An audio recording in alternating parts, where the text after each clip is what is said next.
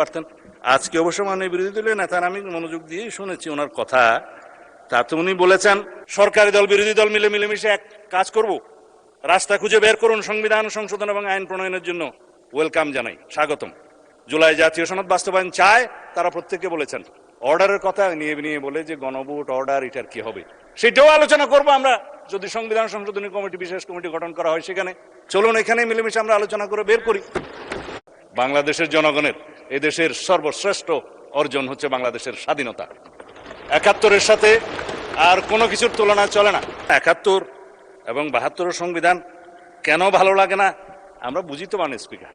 বিসমিল্লাহির রহমানির রহিম। মাননীয় স্বরাষ্ট্রমন্ত্রী, আপনার সময় 40 মিনিট। বিরোধী দল এটা চায়, এটা কিন্তু ৭২-এর সংবিধানে ছিল না মাননীয় স্পিকার। আমরা এটা চাই। শহীদ রাষ্ট্রপতি জিয়াউর রহমান এইটা সংবিধানে গ্রহণ করেছিলেন। মহান আল্লাহর উপর পূর্ণ আস্থা ও বিশ্বাস এই সংবিধানের মূলনীতি হইবে। আমরা এটা চাই। বিরোধী দল চায় কিনা জানি না। এটা পঞ্চম সংশোধনের মাধ্যমে শহীদ রাষ্ট্রপতি জিয়াউর রহমান সংবিধানের মূলনীতি এবং আর্টিকেল 8-এ রাষ্ট্র পরিচালনার মূলনীতিতে গ্রহণ করেছিলেন। এই দুই জায়গা থেকেই পঞ্চদশ সংশোধনের মাধ্যমে বিগত ফ্যাসিস্ট সরকার নির্মূল করে দিয়েছে। আমরা এটা পুনর্বহাল চাই।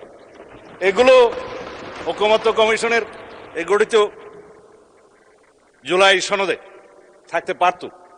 কোন রাজনৈতিক দলের আপত্তি ছিল, তারা রাখেন। এই জন্যেই আমি আমার পরের বক্তব্য বলবো, এখানে আসছি বিরোধী দল সংস্কার চায়, সংবিধানের সংশোধনী চায় না।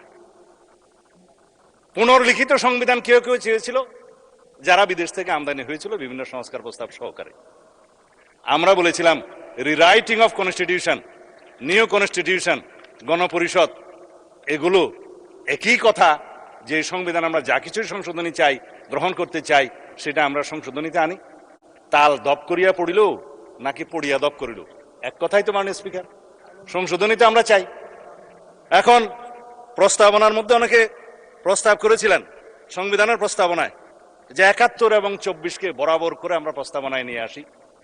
মাননীয় স্পিকার, বাংলাদেশের জনগণের এদেশের সর্বশ্রেষ্ঠ অর্জন হচ্ছে বাংলাদেশের স্বাধীনতা। ৭১-এর সাথে আর কোনো কিছুর তুলনা চলে না। আমরা ২৪-এর জুলাই জাতীয় সনদ এবং জুলাই ঘোষণাপত্রের এসেন্সকে আমরা সংবিধানে ধারণ করার জন্য অঙ্গীকার করেছি, করব। চতুর্থ তফসিলে আসবে সেই কথা। জুলাই ঘোষণাপত্র আমরা বলেছি, জুলাই জাতীয় সনদও বলেছি। অঙ্গীকার নামায় দেখেন আপনি, শেষের পৃষ্ঠায় আছে, এই জুলাই জাতীয় সনদের অঙ্গীকার নামার মধ্যে আছে।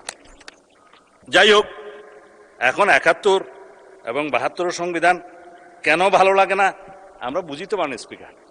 ৭১ এই দেশের স্বাধীনতার ঘোষণা, স্বাধীনতা যুদ্ধ, মুক্তিযুদ্ধ, বিজয় অর্জন, শহীদ রাষ্ট্রপতি জিয়া, সবই এক কাতারে গাথা।